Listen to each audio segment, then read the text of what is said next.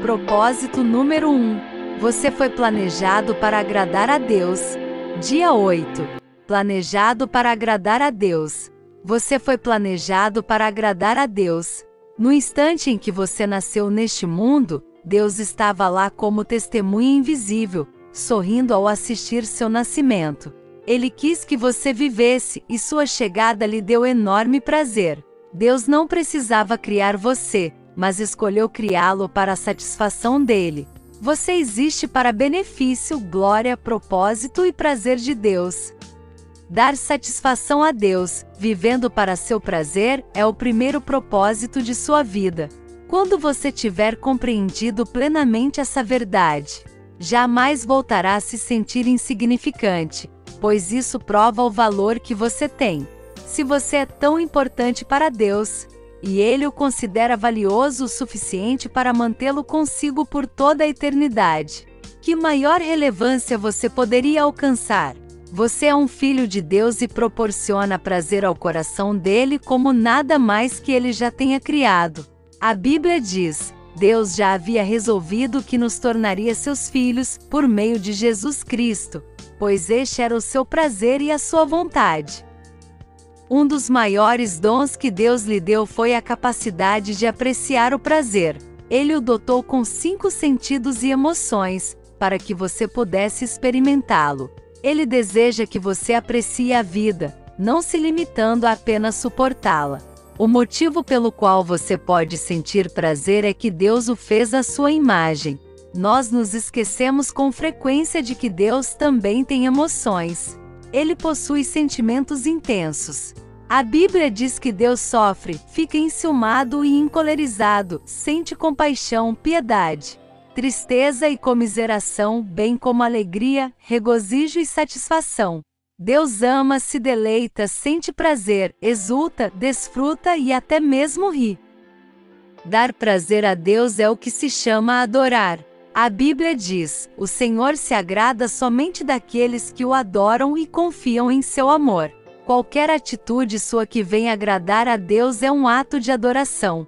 Como diamante, a adoração apresenta várias facetas. Seriam necessários vários livros para abordar tudo o que precisamos compreender a respeito da adoração, mas nesta parte estudaremos os aspectos principais da adoração. Os antropólogos perceberam que a adoração é um impulso universal, posto por Deus na estrutura de nosso ser, uma necessidade intrínseca de nos ligarmos a Deus. Adorar é tão natural quanto comer e respirar. Quando não conseguimos adorar a Deus, sempre achamos um substituto, ainda que no fim sejamos nós mesmos. A razão pela qual Deus nos fez com esse desejo é que Ele anseia por adoradores. Jesus disse: são estes os adoradores que o Pai procura. Dependendo de sua formação religiosa, pode ser que você precise ampliar sua compreensão do termo adorar. Você talvez imagine cultos na igreja em que haja cânticos, orações e se escute uma pregação. Ou talvez você imagine um cerimonial, velas e uma ceia. Ou talvez ainda imagine curas, milagres e experiências arrebatadoras. A adoração pode incluir esses elementos, mas vai muito além dessas manifestações.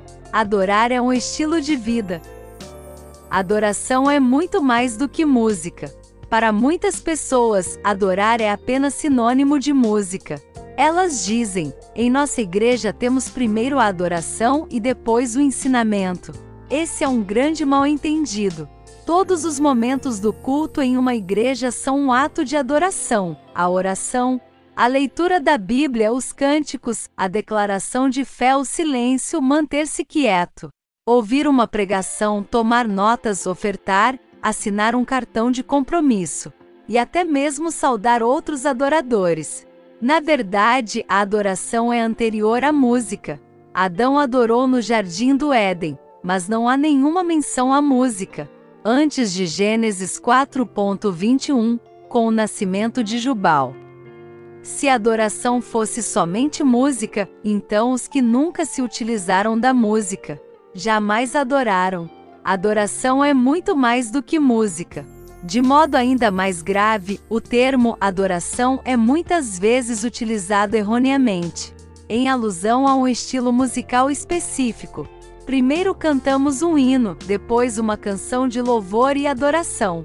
Ou, gosto das canções de louvor mais rápidas, mas prefiro as canções de adoração mais lentas. De acordo com essa convenção, se uma canção for rápida, alta ou usar metais, é considerada louvor, mas se for lenta, tranquila e intimista, talvez acompanhada por um violão, é adoração. Esse é um uso inadequado e bastante comum da palavra adoração. Adoração não tem relação com o estilo, volume ou andamento da música. Deus ama todos os tipos de música porque Ele inventou todas, rápidas e lentas, altas e suaves, antigas e modernas. É provável que você não goste de todas, mas Deus gosta. Se ela é oferecida a Deus em espírito e em verdade, então é um ato de adoração. Os cristãos frequentemente discordam quanto ao estilo de música a ser utilizado na adoração, defendendo apaixonadamente seus estilos preferidos, como se fossem os mais bíblicos ou reverentes a Deus. Mas não existe um estilo bíblico. Não existem notas musicais na Bíblia, e nós nem temos os instrumentos que eles utilizavam nos tempos bíblicos. Para ser sincero, o estilo musical que você prefere diz mais sobre você, sua formação e personalidade do que sobre Deus. O som de um grupo étnico pode soar barulho para outro, mas Deus gosta de diversidade e aprecia todos. Não existe nada como música cristã, existe apenas letra cristã. É a letra que torna uma canção sagrada e não a melodia. Não existem melodias espirituais. Se eu tocasse para você uma música sem a letra, não haveria como saber se é uma canção cristã. A adoração não é para nosso benefício. Como pastor, recebo bilhetes dizendo: "Eu amei a adoração de hoje. Foi muito bom para mim." Esse é outro mal-entendido a respeito da adoração. Ela não é para nosso benefício. Quando adoramos, nosso objetivo é agradar a Deus, não a nós mesmos. Se você alguma vez já disse "não aproveitei em nada a adoração de hoje", você adorou pelos motivos errados. A adoração não é para você, é para Deus. Logicamente, a maioria dos cultos de adoração também tem elementos de comunhão entre os irmãos, edificação e evangelização. E existem benefícios na adoração, mas nós não adoramos para nossa satisfação. Nossa motivação é glorificar e agradar ao nosso Criador. No capítulo 29 de Isaías, Deus reclama de uma adoração sem entusiasmo e hipócrita. As pessoas estavam oferecendo a Deus orações insípidas, louvores fingidos, palavras vazias e rituais artificiais sem que seu significado fosse levado em consideração. O coração de Deus não é tocado pela tradição na adoração, mas pela paixão e pelo empenho. A Bíblia diz: "O Senhor diz: esse povo se aproxima de mim com a boca e me honra com os lábios, mas o seu coração está longe de mim. A adoração que me prestam é feita só de regras ensinadas por homens." A adoração não é parte de sua vida, ela é a sua vida.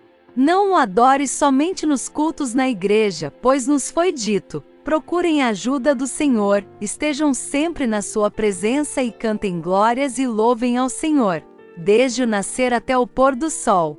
Na Bíblia, as pessoas louvavam a Deus no trabalho, em casa, na batalha, na prisão e até mesmo na cama. Louvar deveria ser sua primeira atividade, assim que abrisse os olhos pela manhã, e sua última atividade, ao fechá-los à noite.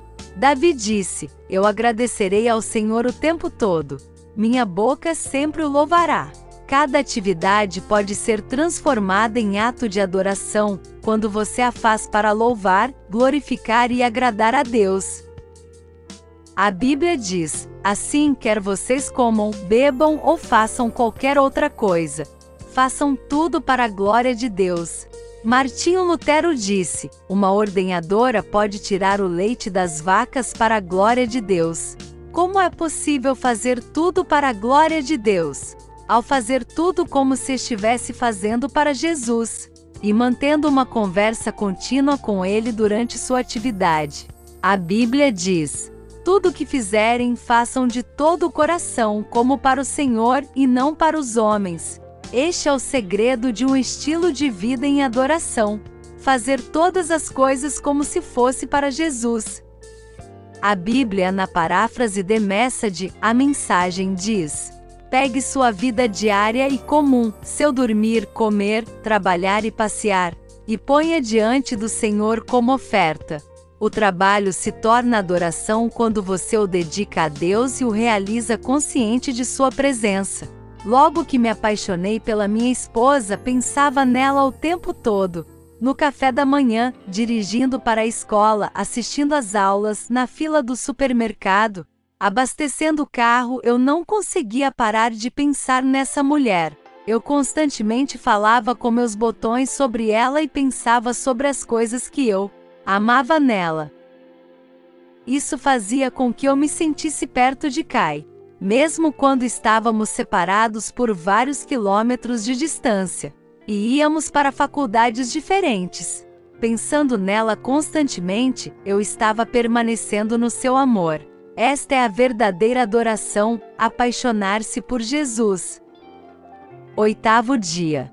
Pensando sobre meu propósito. Um tema para reflexão. Fui planejado para agradar a Deus. Um versículo para memorizar. Pois o Senhor está contente com o seu povo. Salmo 149.4. Uma pergunta para meditar. Que tarefa simples eu poderia começar a fazer? Como se estivesse fazendo diretamente para Jesus?